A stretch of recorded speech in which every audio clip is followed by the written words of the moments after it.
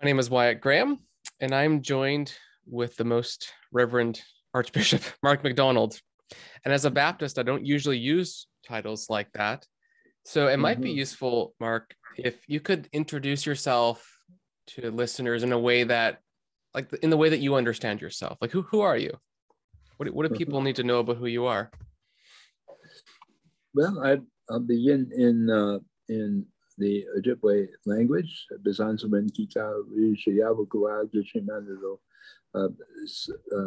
May peace be with you all. And I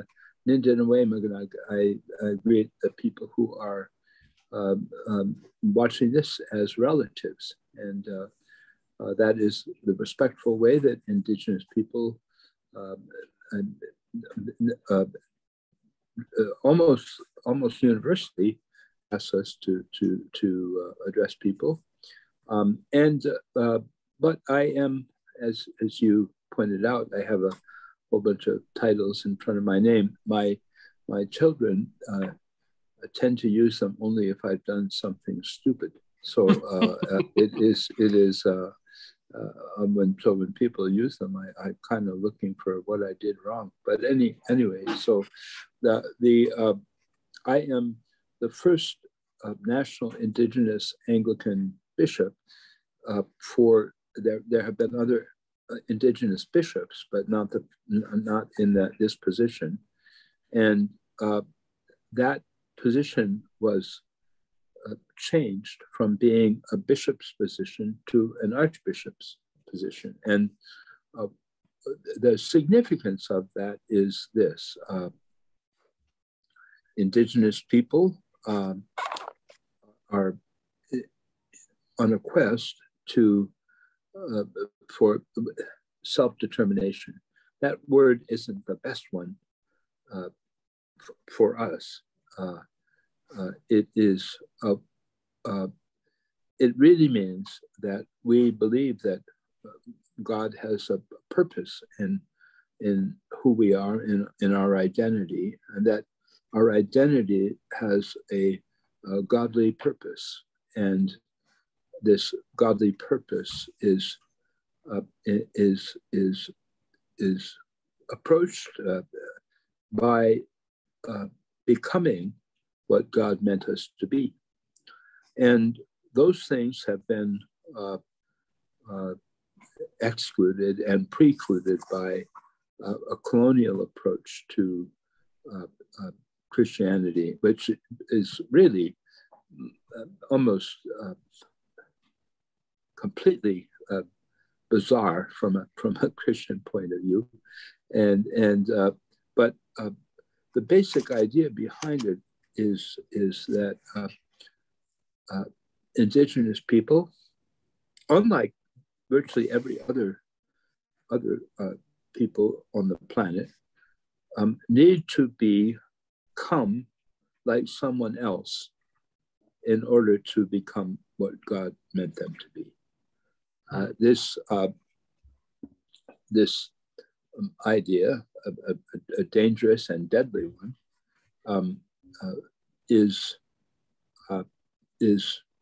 something that has caused a great misery, and what we hope to do in approaching this is to dismantle that approach, and to have a sense of who Indigenous people are called to be in God, in Christ, and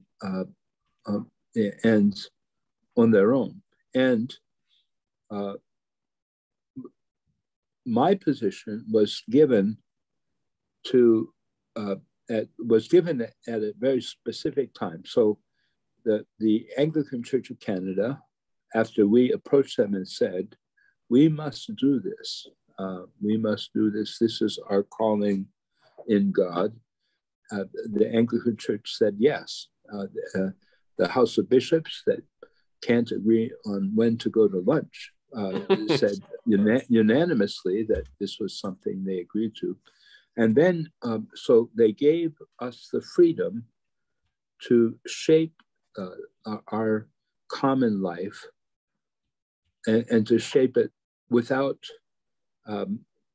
without consultation with the larger church, and without the need for the larger church's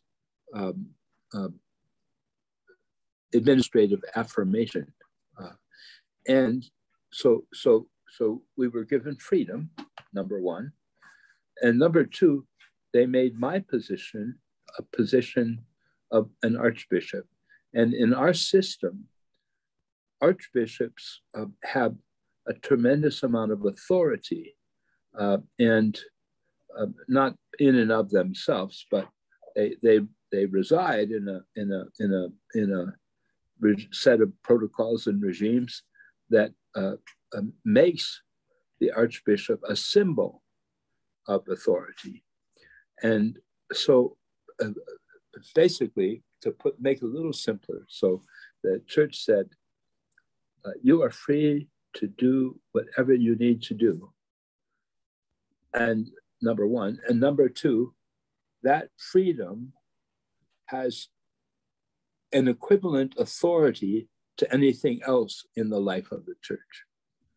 So it was really, really an extraordinary and really an amazing, and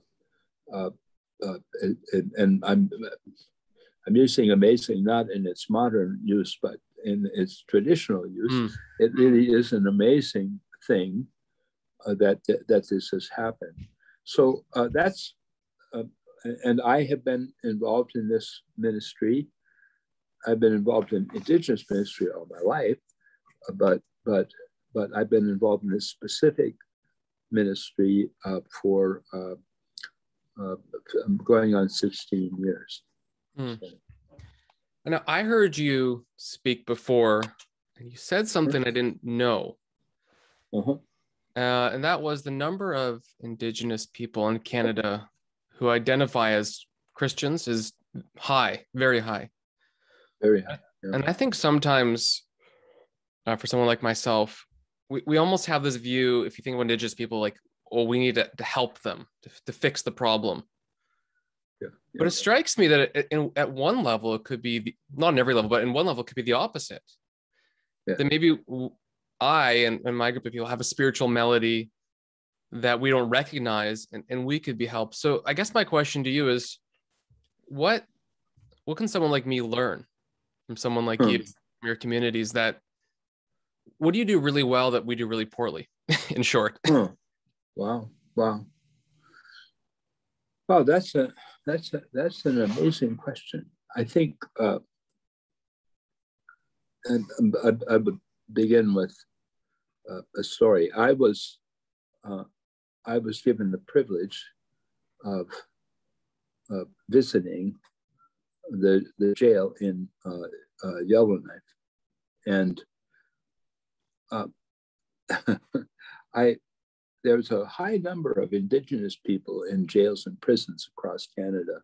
And so when I visit an area, I mean, when church dignitaries visit an area, they usually meet the mayor or some other person of status. When I go to a place, they bring me to the jail.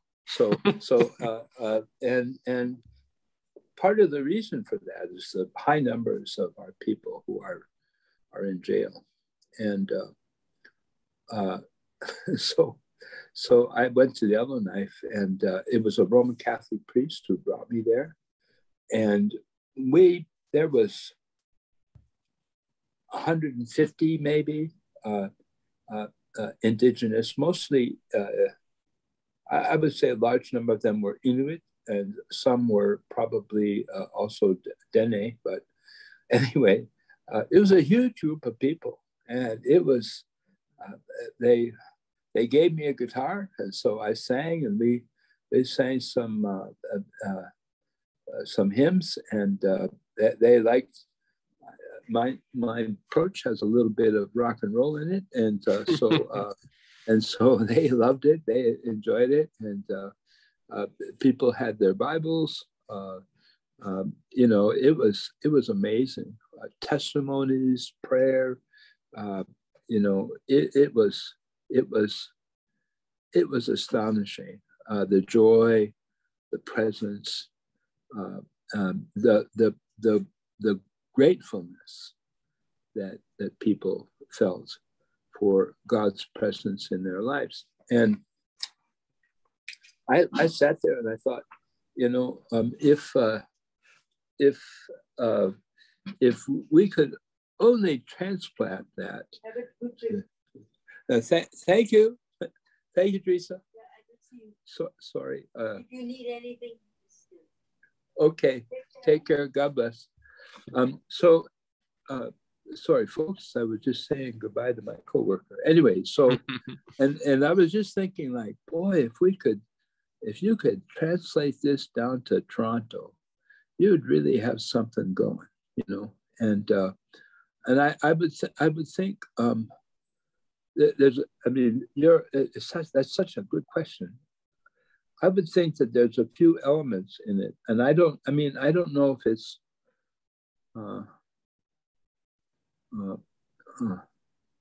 because the situation of Indigenous people really is a desperate one at a lot of different levels, and so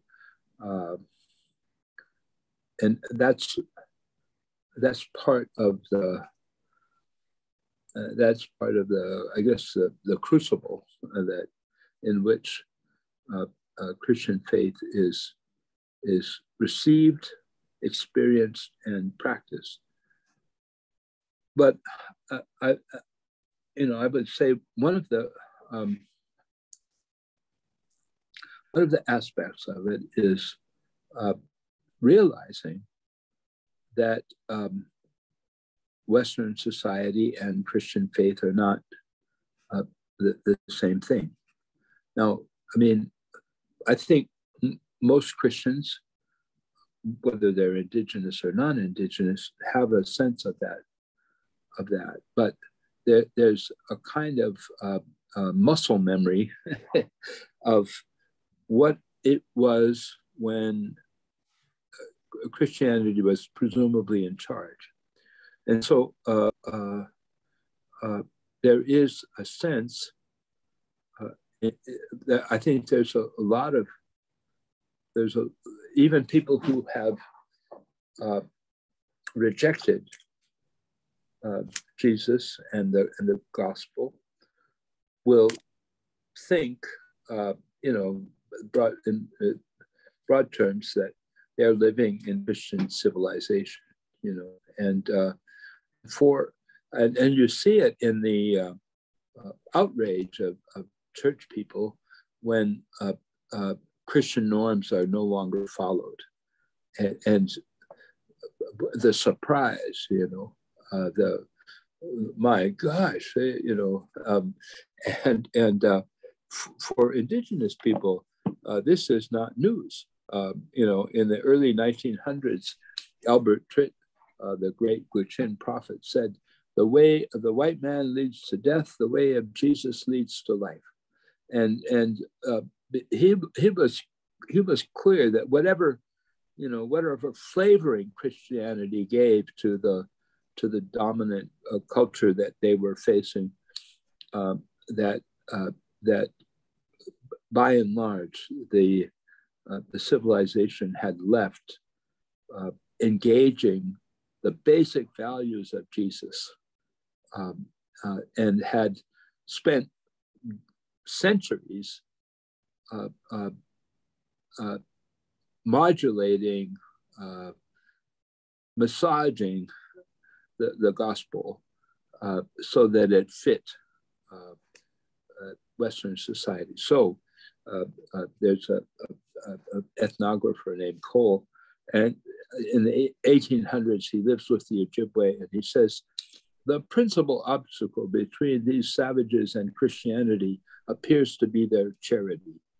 Now, that's, of course, bizarre, but what he saw, the Western values of thrift and planning and making sure that you had enough money for yourself before you started engaging in charity and that sort of thing. the kind of reluctance to engage in charity in the West. He could not separate that from Christianity enough to see the absurdity of saying that Indigenous people were too charitable to be Christian. And so I think that's the biggest thing that is there. I think one of the things that I've seen non-Indigenous Christians engage with Indigenous people, and they have often said, you know, for these people, salvation is not a metaphor. It is a physical reality, and because of the difficulties and problems of Indigenous life, when someone encounters Christ, it is not as a meaningful addition or adjunct to the life. It is the only hope they have, and that sort of desperation, I think, is very, very much a part of Indigenous life. So I think that's a part of it, and I would just say, kind of doubling back, that the idea that the life of the Spirit should shape every aspect of human society is so important to Indigenous understanding of what life and faith is. But to do that, the West found it was, I think, that if you were too hard on Christian faith, you created conflict and difficulty. So, kind of a secular acceptance of difference,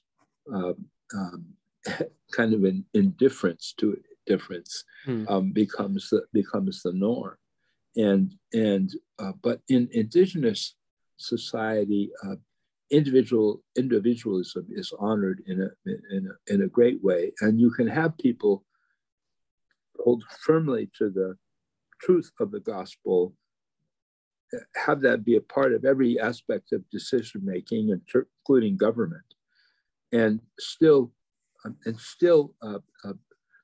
find the capacity to not only tolerate, but at some level celebrate those who are different. And I think those things, the things that stand out in my mind relative to your very important question, your good question, I think is critical. Yeah. You said something about how salvation is more than a metaphor. I can't remember the exact language you used. I had a conversation recently with someone who I was talking about. I was teaching a class about how the gospel of the kingdom involves the resurrection, ascension, and the ascension of Jesus. He made a comment to me about how, well, but you really have to emphasize forgiveness, or else why would people be interested? Of course, he's right. There is forgiveness, and there's shame and release. But it struck me that, like, there's another, like, the book of Acts, or lots of different things emphasize these. There's another aspect of Christianity that's so important and emphasized everywhere, and that's transformation. I mean, I think Peter says, you're saved from this crooked generation. Not that you're saved from your sins, although you are forgiven. That's completely in the context too. It's both and. I'm not saying either or. But I kind of wonder if in a society where there's so much wealth and comfort, that the main thing we're looking for sometimes, the draw is, well, I need the release because I feel ashamed. But then the transformation aspect, they actually be saved from corruption and a wicked generation and so on, really seems to be more, as you know, like this kind of tacked on, added on thing. Like, yeah, sure, I'll do some good works. But then, as you noted, you'd be like, well, these people are too charitable. They're not really thinking about their economic portfolio. Like, okay, yes, right. You shouldn't give someone money for, a sandwich. You have to, because they'll just spend it on drugs or something. And Yes. maybe it's better to give a sandwich. I'm not trying to make a big point there, but just you kind of hear those sorts of arguments even today. And there's a Yes. real sense in which our morality and our ethical system is Western through and through. Yeah. That's helpful. At the same time, you also mentioned there is some real problems among Indigenous people. You said something to this effect that was kind of very memorable, that if you look at a number of youth, say they're all teenagers, statistically, I think it was something like 1 in 3 will attempt to take their own life, if not a serious attempt, like a cutting or whatever. I'm assuming. Like now, I think you do see that in neoliberal society as a whole. Now cutting is becoming a very important, a big deal. You only feel alive when you get close to death, sort of thing. Yes. But it does seem to be that numerically higher in Indigenous communities. So, like, why? Like, what does that mean? Why would it be higher? Well, I think, I mean, you're absolutely right. I think that it is a product of a number of things. The intense hatred, I think, that the principalities and powers of this world seem to have for Indigenous people and their values, their obstruction of the logic, the inner logic of Western expansion, economic and technological, or that the perceived obstruction of that. I think all of those things have made Indigenous life an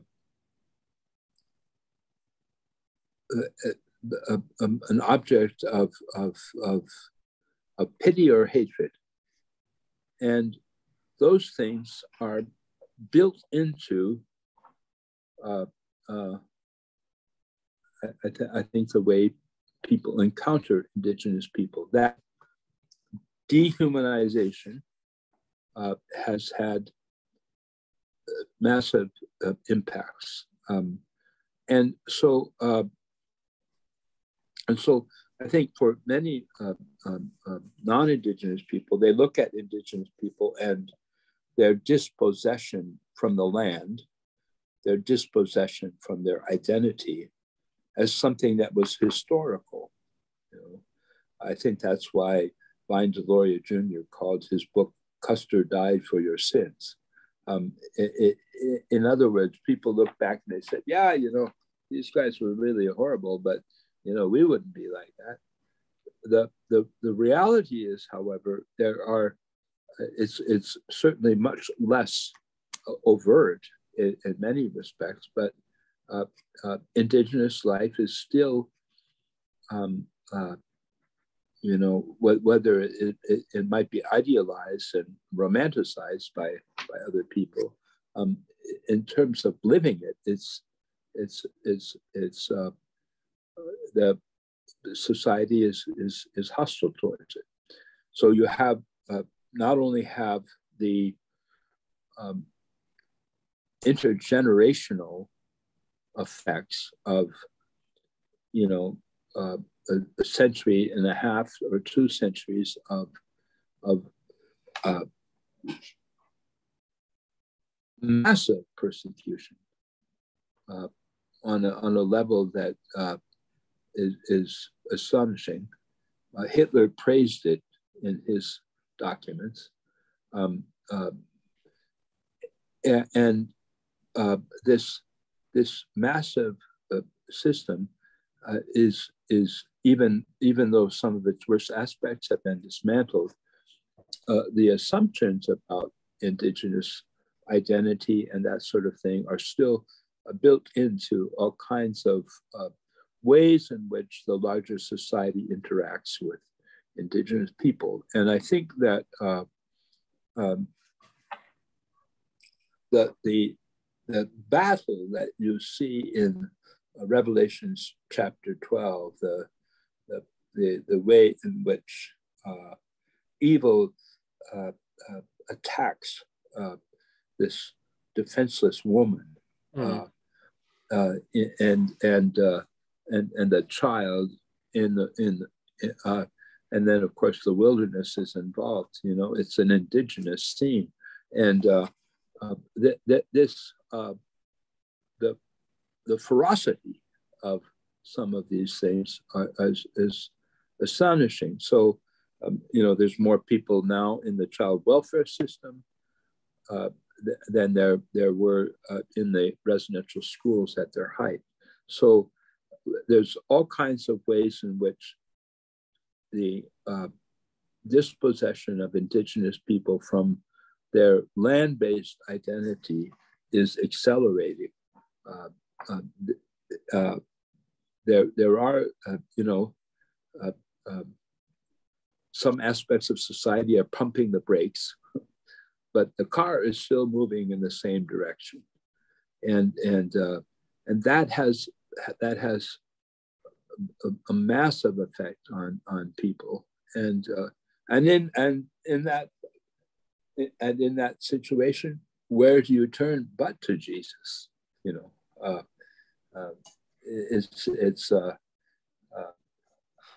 anyway, and that's been a theme in Indigenous life since the 1800s. You know, you said a couple of really, I think, insightful things. So one at the end, maybe you didn't quite say it, but this is how I think the implication is there.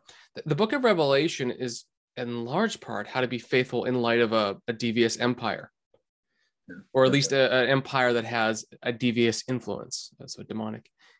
And what you kind of just said is, in one sense, Canadian society as a whole is sort of the empire relative to Indigenous people. And so you see them as, in the book of Revelation as maybe the oppressor. The other thing you said was really helpful to me, at least personally, to think about is you mentioned at the very beginning of your answer that thrones, principalities, and so on hate or dislike Indigenous people. That I think is helpful because we have lots of negative stereotypes of Indigenous people in Canada. There's a history of violence. Jacques Cartier kidnapped and left people in France, like just from the 1500s on. Yes. Even I think the American Wars is interesting that they fought both the Indigenous and the French persons.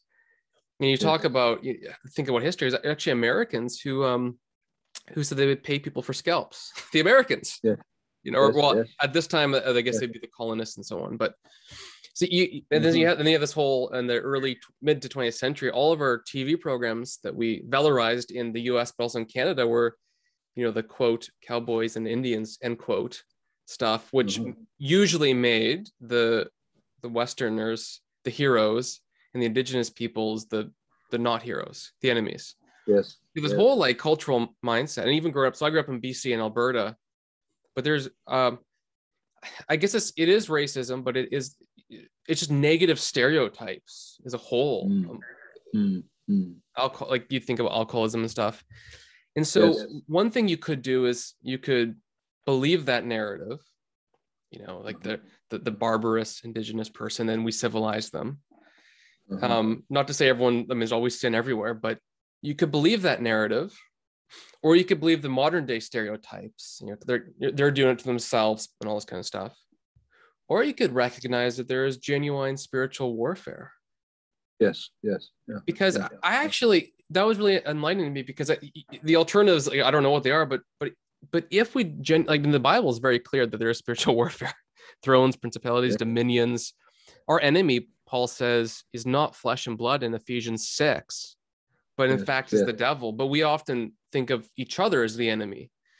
As human beings. But even in your greeting you had at the beginning of our talk, like you greeted listeners as brothers, I believe is what you said. So I wonder if that could help. I mean, just thinking about Christians in general, thinking about, in fact, the devil, thrones, principalities, demons, like dark powers as being the source, the thing that we need to defeat rather than each other. And anyways, that's just a small. I know I'm kind of rambling on, but it's just kind of helpful for me to think through when you think of stereotypes and all these kinds of negative views that we might have of each other. Yeah. So okay, one thing that's happening, maybe we can kind of end here because I ask this question just for your time. One thing that seems to be happening is recently news sites and organizations, people, social media, whatever, churches, even I think my church even, have seen these unmarked graves that have been uncovered, but they're not recently discovered, as I understand it. Like everyone's known about them since I don't know when, but like for a long time. Very long time. Yeah. But I didn't, right? Like I didn't know about that. I didn't know about, was it Kamloops? There's 225 or 215, the number 215. 215.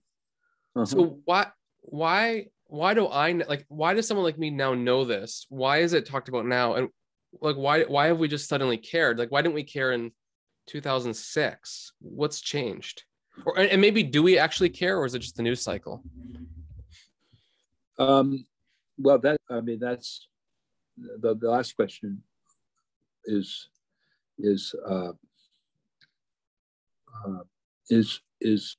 a critical one, and whether or not it's just the news cycle is yet to be seen.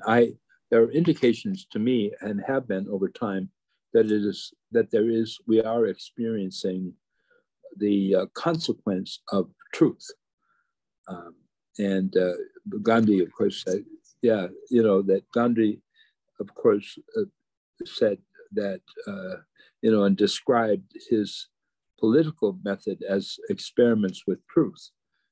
And I think, moving back, Western society is based on, an idea of individual autonomy. That means that we look for the perp.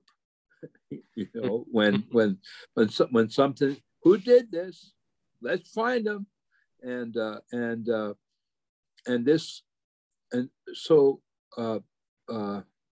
we, in modern society, we have this individualism that means that we tend to have what I would call a very simplistic way of looking at evil, and a very unsophisticated way of looking at evil.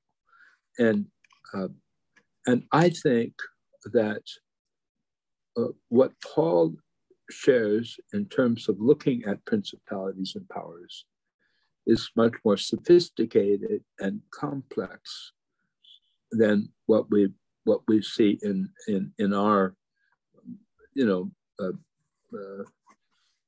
modern analysis of things. So that principalities and powers describe something that is approximated in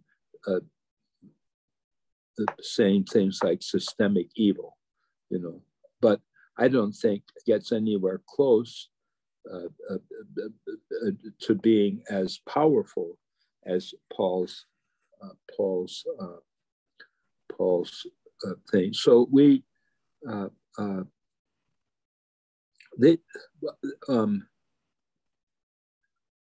I became the National Indigenous Anglican Bishop,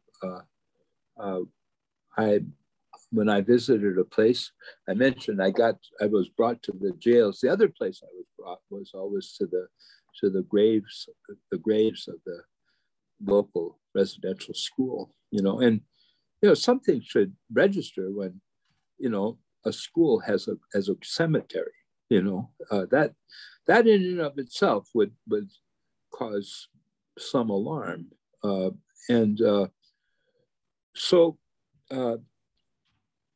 I think that there was I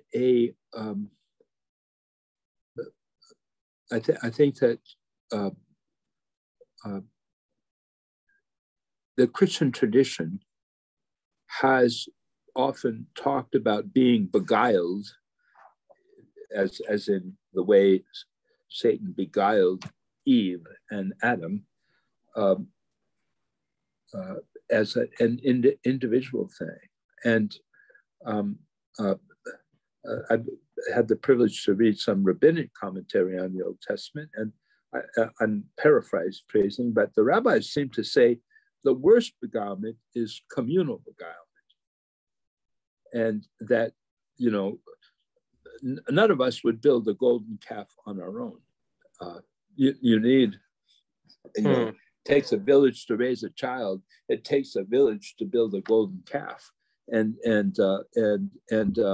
So I think that we could say that our society was beguiled into thinking that it was doing good things. So even the church and the churches, the ones that were involved in the residential schools, but also the ones who did and are in some cases doing evangelism in the name of this kind of the elimination of indigenous culture.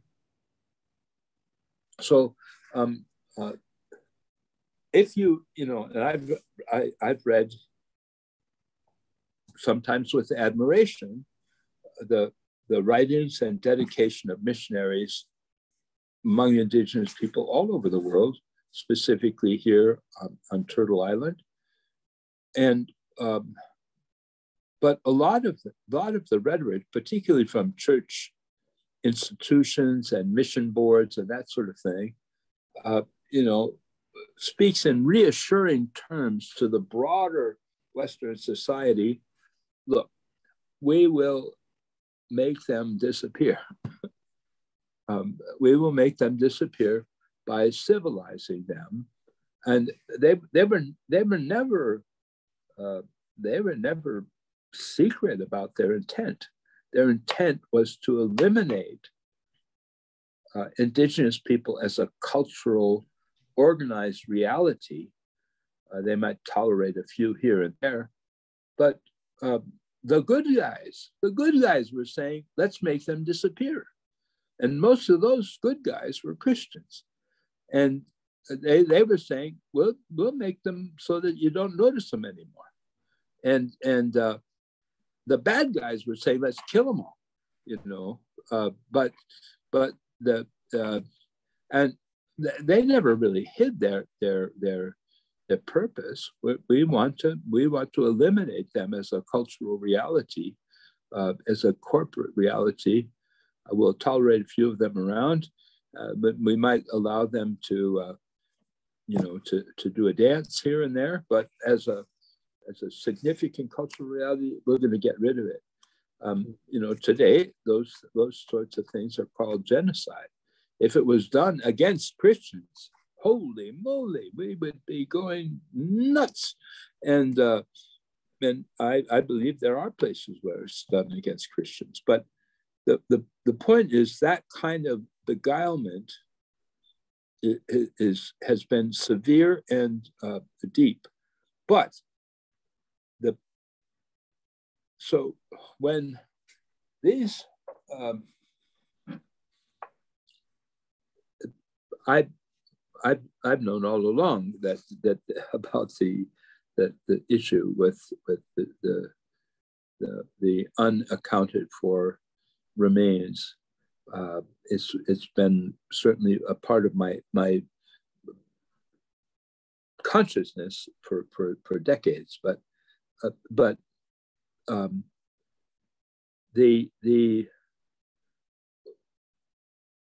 when the people who did these things to these young people, you know, at the very least, we're talking about a dehumanization that is just astonishing. They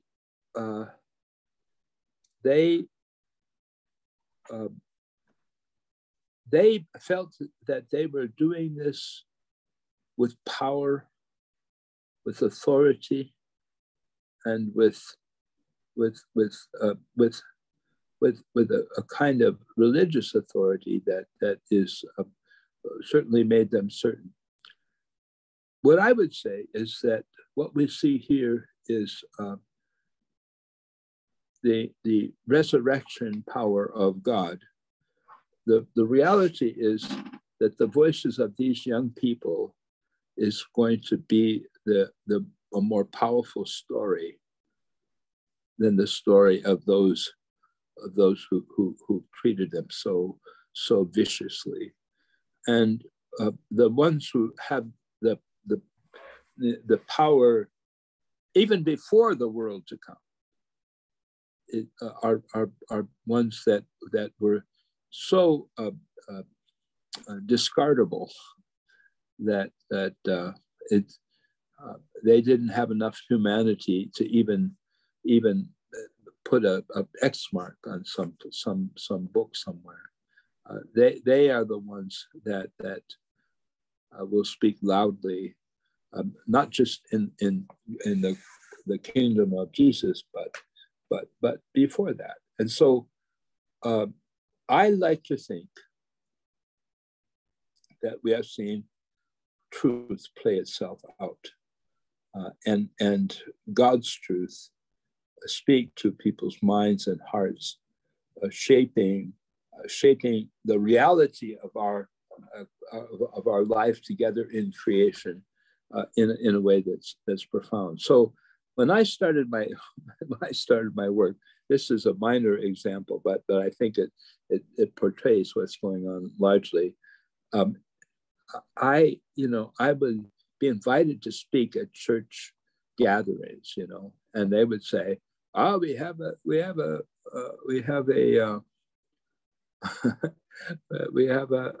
workshop on Indigenous, non-Indigenous relations, MacDonald's here, and so on and so forth. And so I would go to the workshop and I'd be there, and the AV guy would be there, usually reading something, I would sit there and no one would show up, and I would say to the AV guy, where is everybody? AV guy would shrug, and then we would pack up and leave, I mean, it was, and then all of a sudden, about halfway into the truth and reconciliation process, people started showing up. And I don't think it's because they knew anything differently about me. I don't think it had anything to do with me. I think that what happened is and this may sound strange in the context of all the things that we're talking about, is that people began to have hope. Initially, many Canadians thought, well, we're doing good to these folks. It became very clear in the 70s and 80s that was not true. And I think that the feeling of despair was intense, and a certain amount of shame, because it's disintegrating to the sense of righteous identity that many Canadians have, and certainly many Westerners have. But I think that people began to see not only that we will survive this, but that we will have a stronger society with Indigenous justice, and that Indigenous justice will not destroy Western culture, it will enhance Western culture. So I see the most important thing is hope. Took a long time for that one, but yeah. It's a good place to end. I have a lot of things that made me think about, but I actually think it's useful to end where you did, on hope. So thank you, Mark, for talking with me. I really appreciate it. I know you had a busy day, but I'm thankful to learn from you and to have this chat.